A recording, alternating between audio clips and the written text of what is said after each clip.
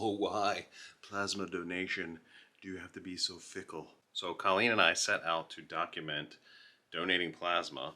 There's a clinic that's about 45 minutes away from here. We did our research. My work schedule and the proximity of that clinic leads to me being able to donate more often. So I had my own plan that was kind of different from hers. She was basically going to donate as often as she could, whereas I had a rigid plan to donate. I had this whole schedule. They do incentive programs, so if you donate 8 to 10 times in a 45-day period, you make extra bonus money and things like that. So I was basically set and scheduled. I was easily going to achieve the 10 donations within 45 days, but I didn't even get past the first donation. So stay tuned to the end of the video to find out why I will not donate plasma ever again. All right, I just gave away my first donation of plasma. It really wasn't that bad. I don't know. There was no side effects, didn't feel nauseous at all, didn't get dizzy. It's a weekday, a Wednesday, so I left work a little early. They close at 4 p.m. I got here at 3:15. The health questionnaire and the screen-in, that process takes about a half hour. So to still take a sample of blood, check for protein, check your protein levels, and one other thing, they take your temperature, they take your blood pressure, things like that. So that's something you'll have to do with every visit for donation. Timing wise, actually giving the donation, you know, they had told us before it was like 45 minutes to up to 2 hours sometimes for some people, but you have to also factor in the time that it takes to check in and like get to the donor floor and get set up. Now there's 3 health questionnaire kiosks in this location. 2 of them did not work. Now, one good thing they have at this location is you basically have an account once you register, so you log in with your donor number and you can do your health questionnaire ahead of time, like from home or in the parking lot, and you don't have to waste your time in there dealing with those kiosks. So that's what I'll probably do next time. So my next update, I will explain that or see if that's a lot easier, which I'm assuming it will be. There was no one in the waiting room, and there was 2 people getting screened in when I finished the health questionnaire. I literally only stood maybe a minute or 2 before they took me to do the screen in. And then the donor floor, I went right to that section and I walked right in. They just told me to keep coming in, and they set me up. As far as questions, when I got in there, they asked how much I had to drink yesterday.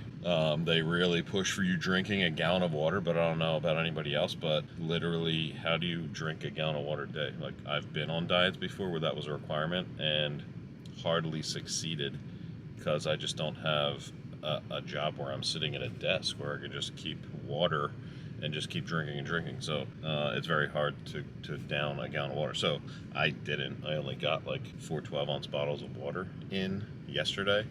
And then I got 3 more today. They said it, you know, basically you could have like poor veins if you're not hydrated enough, and they won't be able to do anything. Fortunately, that didn't happen to me. So, you know, the day before I go, I'll try to drink as much as I can, but there's no way I can get a gallon in a day, especially on a day that I'm working.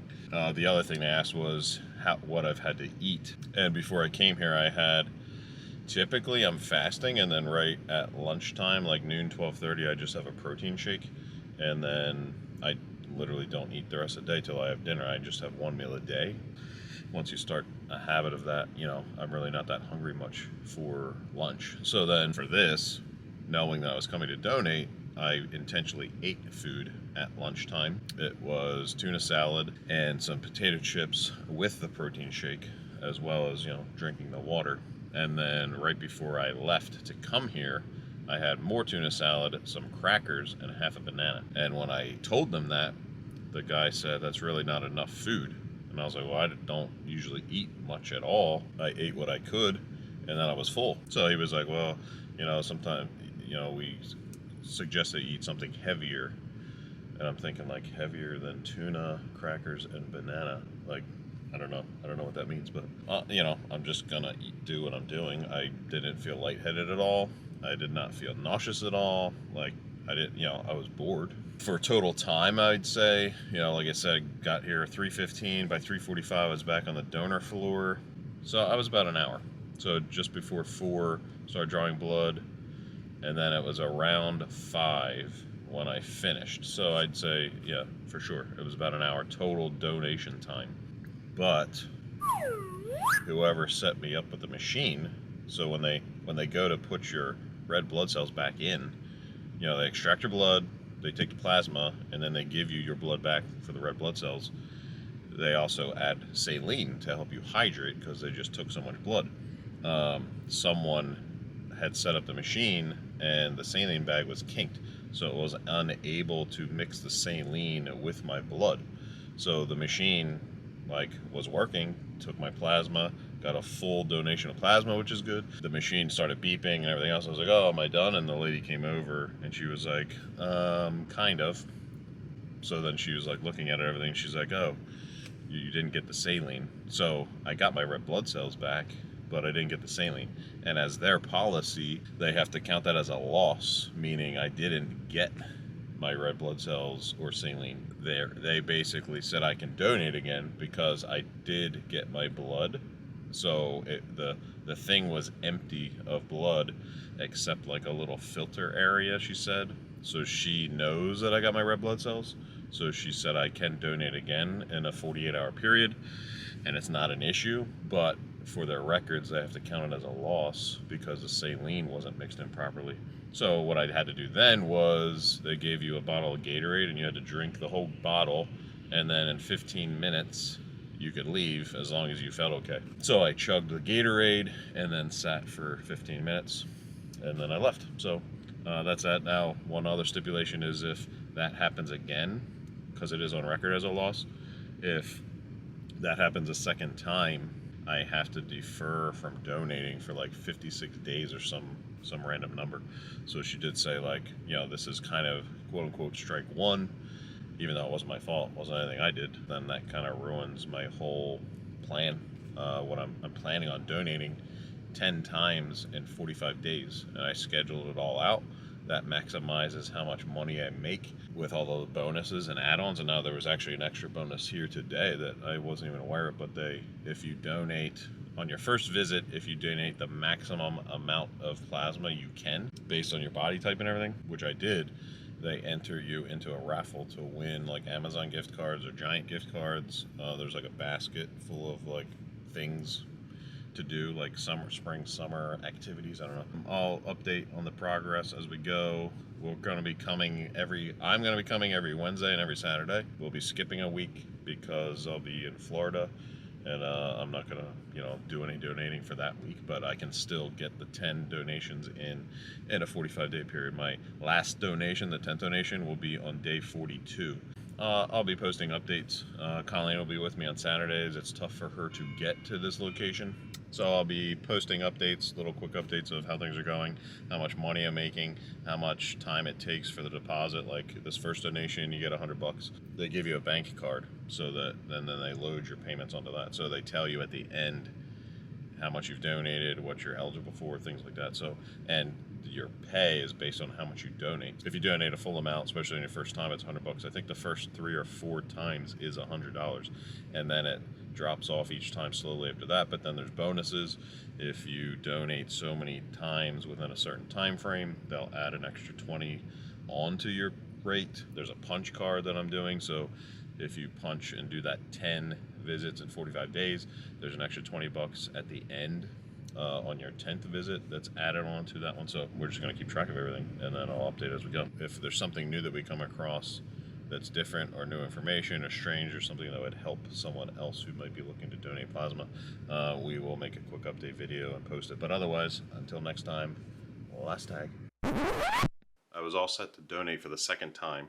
There was a snowstorm in the morning, so I wasn't able to go on a Saturday morning, but they are open till 3 o'clock Saturday afternoon.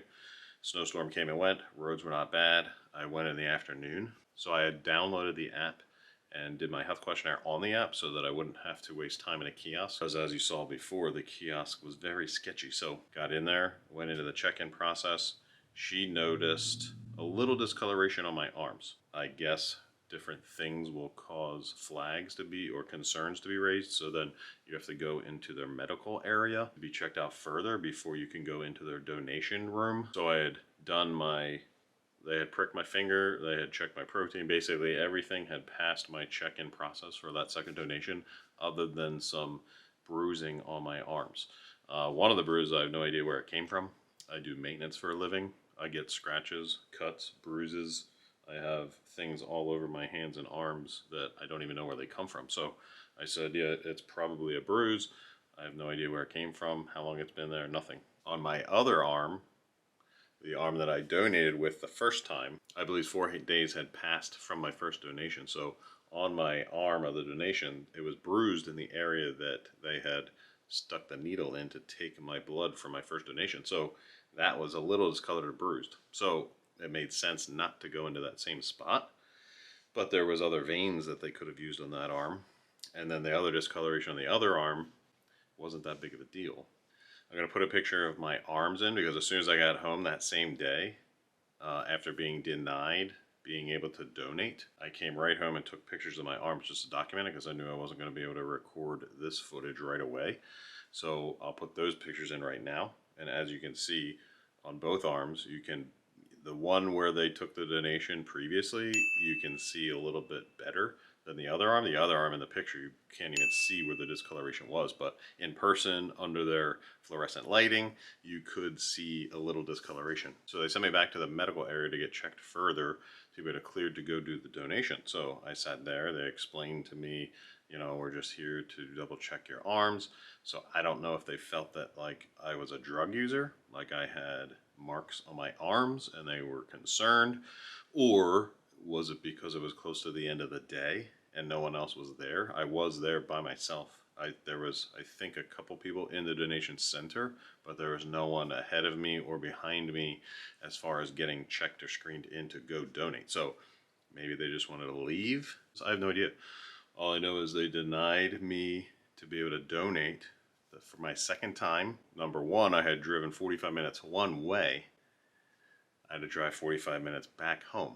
So that's an hour and a half of time for me to drive to be denied my donation. And it's not just about the money, it's about the waste of time as well. So what I did was I figured out all the amount of time that I had spent on trying to do this process of donating plasma regularly, as well as factor in the costs, because that's how I weigh everything. Like if something is worth it to me, it has to be worth your time, it has to be worth your money. Because I always say, time is everything and money is a tool, and you can't afford to waste either one. That's something that I live by. So I did all of the math, figured out how much time I had spent and how much money I had spent. So I successfully gave one donation. I got $100 loaded on that prepaid debit card that they give you. So I was paid $100 for one donation. So in a nutshell, I figured out I've spent 7 hours of time trying to donate my plasma. With one successful donation, I made $100, but from driving to donate to go home, plus being turned away, on my second try, with the gas prices the way they are, I probably spent about $25 in gas. So 7 hours of time, $25 in gas. I was paid $100. So take the $25 out of that 100, I made a profit of $75 for 7 hours of my time. That's not worth it. Not even close to worth it. So if I'm going to make the time to drive somewhere for 45 minutes just to have them nitpick something and send me away without being able to donate for me to get paid, then that is not a win-win situation. That is technically a lose-lose because I lose the money and time and they lose the plasma. So it's kind of ridiculous. So Colleen didn't even get to donate at all because of the problems that I had. She just gave up along with me. So I wish it would have worked out. I wish we could have documented plasma donations all the way through for who knows how long. I may have continued donating beyond the 10 times. Who knows? We will never know because that clinic that was 45 minutes away chose to turn me away for something ridiculous. And I could be wrong. Maybe, they have such strict regulations they have to follow or else their clinic could get shut down. Who knows? I don't know what the regulations are. All I know is it wasn't a fit for us because we're very busy people. So the title of this video was a little misleading, I'll admit. I don't like to speak in absolutes, so I don't want to say I'll never donate plasma again. I can honestly say I will not donate plasma anytime in the near future. Maybe when we move to Florida, there'll be a clinic very close to us. I don't know. There are going to be some other parameters set, so I'm not wasting so much time trying to donate plasma. Maybe if the clinic was only 10 minutes away instead of 45, that would have changed my decision. But as it stands now, the way that the clinic has turned me away for my second donation, that would have brought me another $125. So each donation is a different value. So they try to incentivize you to donate as often as possible. But yet, when I tried to do that, I was turned away. So as of right now, no plasma donations in the near future. Maybe we'll try again some other time. Who knows? Like I always say, time is everything. Money is a tool, and we can't afford to waste either one. And for this endeavor, I've wasted too much of both. Until next time, last tag.